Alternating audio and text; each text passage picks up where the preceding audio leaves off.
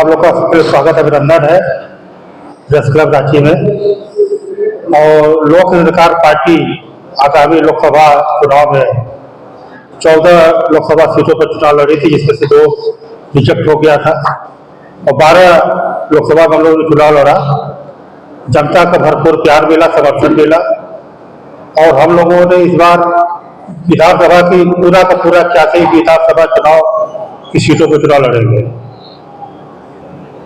अभी पहला चरण में हटिया विधानसभा से हजारी प्रसाद साहू जी, औनादपुर विधानसभा से जयराम पासवान जी, लिट्टीपाड़ा विधानसभा से महेश पहाड़िया जी, पांकी विधानसभा से विश्वनाथ साहू जी, जामा विधानसभा से अनिल टुड्डू जी, धनवार विधानसभा से अखिलेश्वर साहू जी, लोहरदगा विधानसभा से पवन तिग्गा जी, दुमका विधानसभा से रोनाल्ड मुर्मू जी।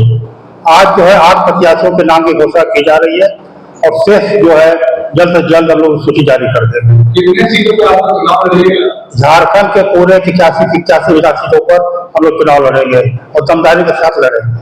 जिस तरह से लोकसभा में देखने को मिला कि एनडीए और इंडिया में चुनाव हुआ, लोग दलों को भी प्यार नहीं है, लेकिन उस लेवल पे नहीं दिखा। तो क्या लगता है कि आप उसको दोनों पहिए का विधानसभा चुनाव है? देखिए, जहां तक लोकसभा की बात है, दिसंबर 2023 में पार्टी रजिस्टर हुई थी।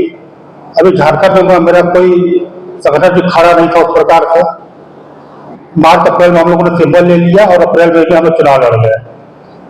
उस हिसाब से आज के समय में हम लोग के पूरी झारखंड में संगठन पूरी तरह से खड़ा हो चुका है और अच्छे से अच्छे प्रत्याशी जो लोकसभा में निर्दलीय प्रत्याशी थे, जो अच्छे वोट पाए थे, वो भी आज पार्टी में शामिल हो चुके हैं। इससे लगता है कि हम लोग बहुत मजबूती के साथ चुनाव लड़ेंगे और हम लोगों के बिना झारखंड में किसी की सरकार नहीं लड़ सकती। अभी कोई विचार हम लोग का नहीं है कि हम लोग गठबंधन करें। हम लोग पूरा 86 विधानसभा सीटों पर चुनाव लड़ेंगे।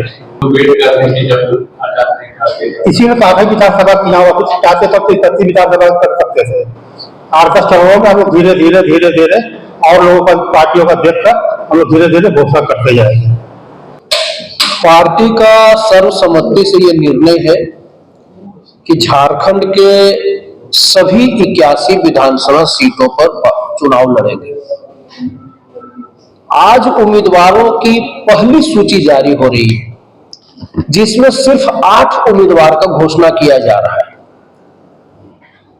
और बहुत जल्द दूसरी सूची भी जारी की जाएगी। आपने कहा कि उम्मीदवारों का घोषणा करने में हम लोगों ने जल्दीबाजी की, ऐसा कुछ नहीं है। देखते देखते आचार संहिता लग जाएगा।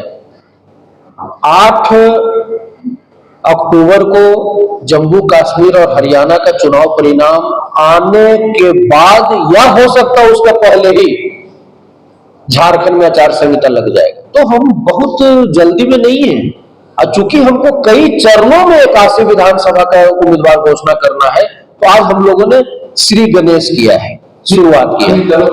देख रहे कि इंतजार कर रहे कि भाई बड़ी पार्टियां पहले घोषणा कर रहे, उसके बाद हम लोग उधर से कुछ नेताओं का आदान प्रदान करेंगे। कुछ मैनिफेस्टो के बारे में आपने सोचा है? उस तरह की कुछ सीटें चिन्हित है, बड़ी पार्टियों को देख करके घोषणा करना। वैसे कुछ सीटें करीबन हमको लगता है कि 30-32 सीटें ऐसी है जो चिन्हित है, जिसको हम बहुत जल्दी घोषणा नहीं करने जा रहे हैं। वो हो सकता है अंतिम स्टेज में घोषणा हो। आप कहां से चुनाव लड़ेंगे? मैं तो प्रदेश अध्यक्ष हूं। लोकसभा में भी सभी को लड़ाया, खुद नहीं लड़ा। विधानसभा में भी अगर मैं खुद लड़ जाऊंगा तो बाकी को लड़ाएगा कौन? इसीलिए मुझे फिलहाल चुनाव लड़ने की कोई इच्छा नहीं है।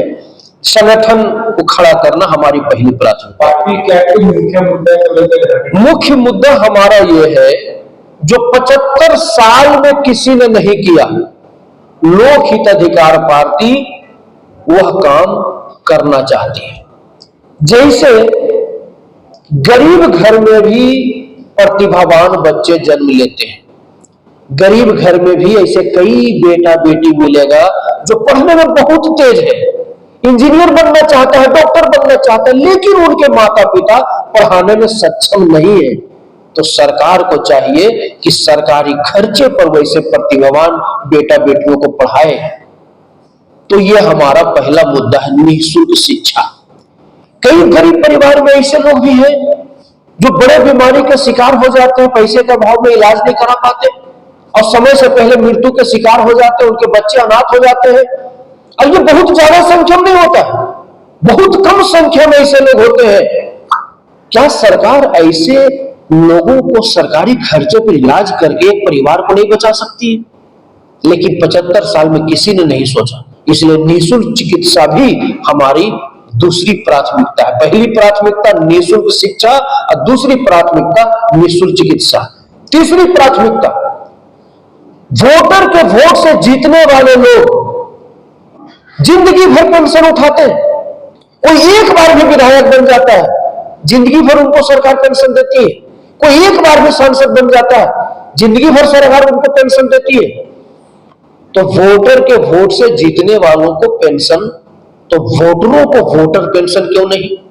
लोक हित अधिकार पार्टी का कहना है कि अगर वोटर को वोटर पेंशन दे सकते हो तो विधायक और सांसद जी को भी पेंशन दो, हम उनके दुश्मन नहीं है। लेकिन वोटर को वोटर पेंशन नहीं तो विधायक सांसद के पेंशन बंद होनी चाहिए। यह हमारा तीसरा मुद्दा है।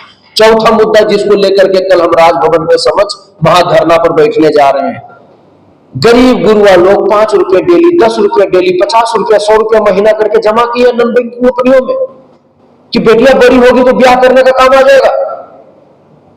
पैसा डूब गया, सरकार को चिंता नहीं हो रही है, तो उनका पैसा उनको ब्याज समेत अविलंब वापस मिले, इसके लिए कल लोक हित अधिकार पार्टी महाधरना देने जा रही है राजभवन के। ऐसे बहुत सारे मुद्दा है, बेरोजगारी हमारा मुद्दा है, महंगाई हमारा मुद्दा है, भ्रष्टाचार हमारा मुद्दा है। धीरे धीरे आपके सामने सारी बातें आएगी। प्रदेश अध्यक्ष सुनील साहू, झारखंड। अब बीमारियों से होने वाले इलाज के खर्च से न हो परेशान जब आपकी मुरी में है सिंहपुर नर्सिंग होम, जहां सबसे कम रेट के साथ साथ मरीजों को मिलते हैं आयुष्मान कार्ड का लाभ।